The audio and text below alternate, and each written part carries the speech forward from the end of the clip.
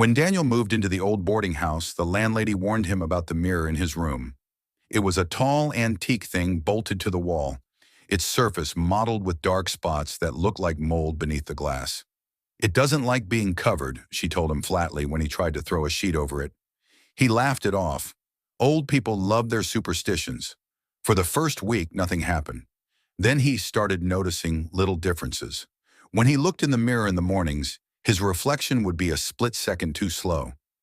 Once he swore he saw his reflection smile while his own face was still blank.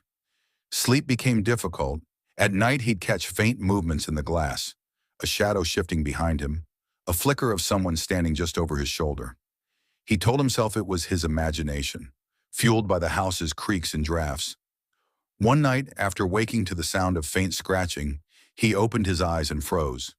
The mirror was glowing faintly in the dark, like moonlight caught behind the glass. His reflection was sitting up in bed too, but it wasn't moving the same way he was.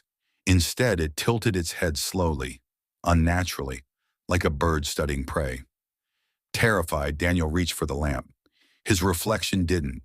Instead, it pressed both hands against the inside of the mirror, leaving smears of something dark and wet. The scratching grew louder, like nails on wood.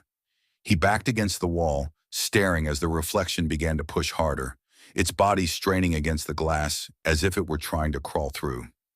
Cracks split across the mirror's surface, and he heard the sound of breathing, ragged, hungry, and not his own. The next morning, the landlady knocked on his door, concerned she hadn't seen him leave for work. She found the room empty.